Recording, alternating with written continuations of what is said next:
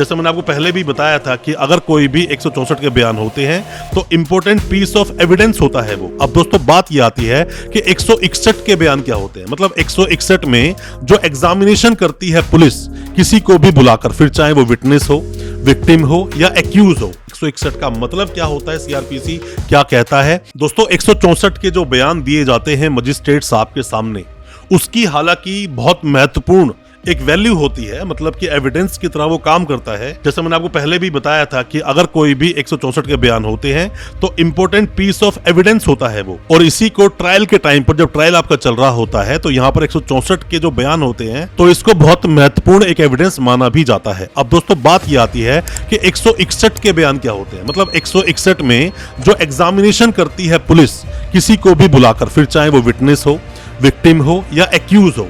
मतलब कि विटनेस जिसने कोई भी अपराध होते हुए देखा या फिर वहां पर वो प्रेजेंट था, विक्टिम जिसके साथ वो घटना घटित हुई, मतलब जो पीड़ित है, या फिर एक्यूज जिसने वो घटना कारित की, मतलब जिसने भी उस घटना को अंजाम दिया, वो है एक्यूज। अब तीनों में से किसी को भी पुलिस बुला सकती है, 161 में एग्जामिनेशन कर सकती है। और कई बार आपने देखा होगा व्यक्ति को जिसको अरेस्ट किया गया होता है उसमें भी उसकी चार्जशीट में आपको उसके 161 में जो एग्जामिनेशन किया गया, जो उसने बोला, वो सब एक पेपर में लिखकर लगाया गया होता है, वो आप आसानी से देख सकते हैं। तो 161 जो पुलिस के सामने आपने बयान दिया, पुलिस के सामने जो आपने स्टेटमेंट दी, पुलिस ने जो आपको एग्जामिन किया, उसकी क्या वैल्यू होती है कोर्ट में। 161 का मतलब क्या होता है, सीआरपीसी क्या कहता है, और आप कैसे बच सकते हैं अगर पुलिस आपको बुलाती है बार बार पुलिस स्टेशन में। ऐसे कई सारे सवाल जो आपके दिल में है, सभी चीजों पर डिस्कस करेंगे अपनी इस वीडियो के माध्यम से। ज्यादा कुछ जानने के लिए पुलिस के सामने दिया गया बयान या फिर 161 का एग्जामिनेशन, दोस्तों बने रहिए हमारे इस वीडियो के साथ। नमस्कार दोस्तों, स्वागत करता हूं फिर एक बार आप सभी का अपने इस यूट्यूब चैनल पर। मेरा नाम है वीरेंद्र वर्मा। जैसा आप सभी जानते हैं, हम इसी तरह की लीगल अवेयरनेस की वीडियोस आपके लेकर आते हैं और आपको बनाते हैं कानूनी जानकार। दोस्तों 161 सीआरपीसी, 161 सीआरपीसी बोलता क्या है, इसको साथ में ही अगर आप पढ़ोगे 160 के, 164 के, तो आपको ये बहुत अच्छे से समझ भी आएगा और आप समझ भी पाओगे।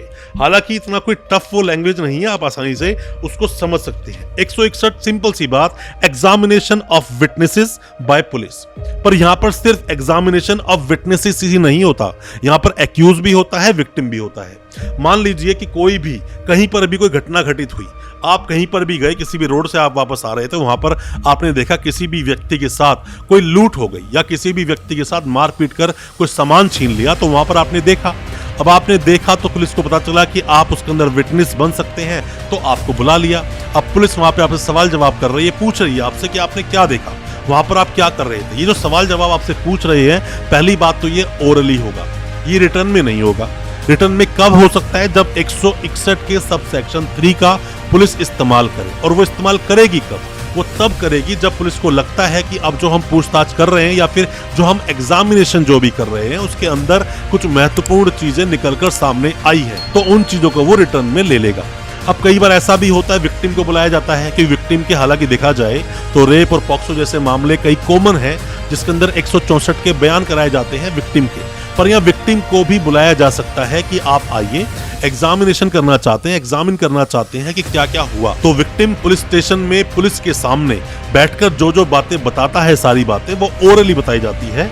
और ओरली बताने के बाद अगर फिर से पुलिस को लगता है कुछ महत्वपूर्ण चीज इसके अंदर हुई है, तो उसको वो रिटर्न में ले सकती है। इसी तरह से वो एक्यूज के साथ करेंगे। दोस्तों अगर ये वीडियो आपको अच्छा लग रहा है तो अभी इस वीडियो को लाइक करें, ताकि इसी तरह की लाइक से हमें मोटिवेशन मिल सके और प्रोत्साहन मिल सके इसी तरह की लीगल अवेयरनेस की वीडियोस आप तक पहुंचाने के लिए। और आप अगर पहली बार आए हैं हमारे इस चैनल पर, पहली बार देख रहे हैं हमारे इस वीडियो को, हमारे चैनल को अभी सब्सक्राइब करें, साथ में लगा बेल आइकन जरूर दबा दें, ताकि इसी तरह की लीगल अवेयरनेस की वीडियोस आप तक पहुंच सके सबसे पहले। किसी पर शक है कि वो बंदा ऐसा कुछ कांड कर सकता है, उसका अभी नाम नहीं है, तो उसको बुलाकर पूछताछ करते हैं, मतलब कि एग्जामिन करते हैं। अब दोस्तों ये आपको समझना होगा कि कब 161 आता है, मतलब कब पुलिस एग्जामिन करती है और कब पुलिस यहाँ पे इन्वेस्टिगेशन करती है। दोस्तों जैसे ही कोई भी एफआईआर कटी, तो एफआईआर के कटते ही, एफआईआर को लॉन्च होते ही यहाँ पर शुरू हो गई इन्वेस्टिगेशन। तो इन्वेस्टिगेशन एक ब्रॉडर पार्ट होता है, इन्वेस्टिगेशन काफी एक बड़ा एक रूप होता है उस केस को आगे तक बढ़ाने का, चार्जशीट तक लगाने का। बट उसी के बीच में जब एग्जामिनेशन पुलिस करती है, किसी को बुलाकर थोड़ा सा पूछताछ करती है, उसको बोलते हैं एग्जामिनेशन। सिर्फ पुलिस ने बुलाया है, सिर्फ वो कुछ पूछ रही है, एग्जामिन कर रही है आपको, वो 161 है।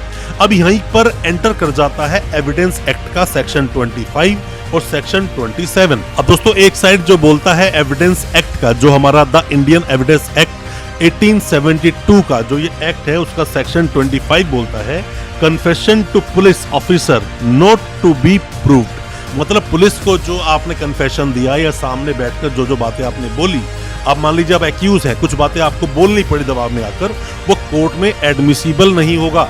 पर यहीं पर आपको इसका सेक्शन 27 भी पढ़ना चाहिए, जहां पर बात की जाती है रिकवरी और डिस्कवरी की।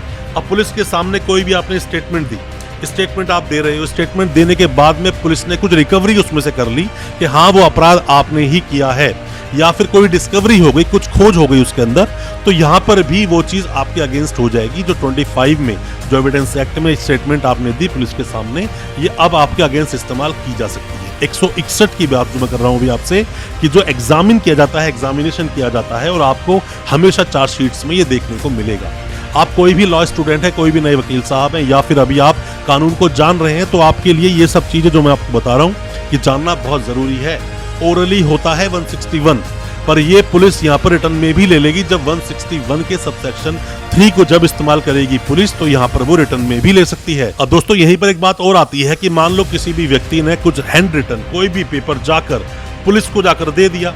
अब पुलिस को जो हैंड रिटन जाकर जो उसने पेपर्स दिए हैं, तो क्या वो भी 161 में एग्जामिनेशन में ही यूज होगा?